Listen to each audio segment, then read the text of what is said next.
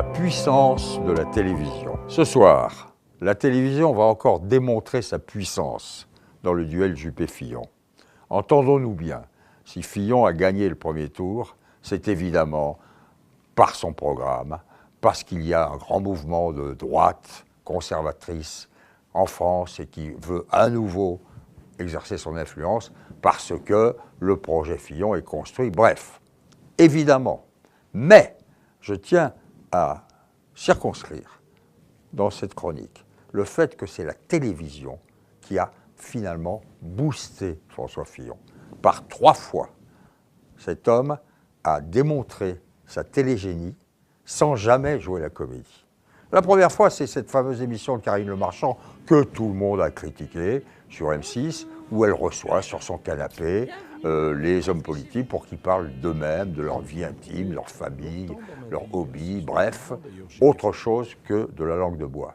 Eh bien, quand Fillon a été reçu par Karine Le Marchand, il a été lui-même naturel, souriant, un peu modeste, en même temps assez fier, parlant de tous ses hobbies, parlant de tout ce qu'il aimait faire autrement que la politique, sa famille, ses vertus, ses valeurs.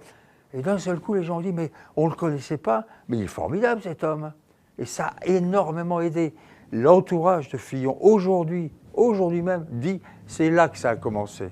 C'est par ça que cela a commencé. Et ce qui est intéressant, c'est qu'il y a eu 2 suites à cette télégénie, à ce pouvoir de la télévision. Une émission sur France 2, Pujadas, Léa Salamé, politique. C'est un rendez-vous politique, Fillon est là, on discute, on répond aux questions, il y a toutes sortes de choses. Et puis à la fin, comme désormais partout, on considère que quand c'est une émission politique, il faut de toute façon qu'il y ait un peu de dérision, un peu d'ironie. Il faut qu'on se moque un peu de l'invité. Il faut faire dans la caricature. Donc arrive une très bonne chroniqueuse de France Inter, Charlie Vonnecker, c'est ça, une Belge, qui est très bonne et qui se met à le caricaturer et qui est... Pour Fillon, c'est pas que ça soit désagréable, c'est que c'est incongru. C'est pas ça. Il n'est pas venu pour ça. Et pourquoi vous faites ça? Et il le dit ouvertement. Et vous savez, nos 2 journalistes, nos 2 confrères, qui sont un peu décontenancés, et le public se dit, mais il a raison. On n'est pas là pour faire les ouaves. On n'est pas là pour se moquer de celui qu'on vient de recevoir. C'est pas la même chose. Il y a l'entertainment, oui, la distraction d'un côté, et l'info, oui, l'info de l'autre. Mais il ne faut pas les mélanger. 3e moment de puissance de la télévision pour Fillon, c'est le 3e débat. Quand tout d'un coup, à la fin, David Pujadas, encore lui, d'une certaine manière, Pujadas a fait élire Fillon. Hein. David Pujadas, encore lui, dit maintenant, ça y est, vous avez tous exposé vos points de vue, allez, vous allez pouvoir un peu vous débattre et vous battre entre vous. Et là, d'un seul coup, t'as mon Fillon qui dit, attendez, vous nous donnez 1 minute et demie pour parler de sujets sérieux, et là, maintenant, on va faire du spectacle. Mais je ne suis pas d'accord, moi. Je ne suis pas venu pour ça. On n'est pas venu pour faire les clowns. On est venu pour discuter. D'ailleurs, je voudrais qu'on débatte du sujet de la santé.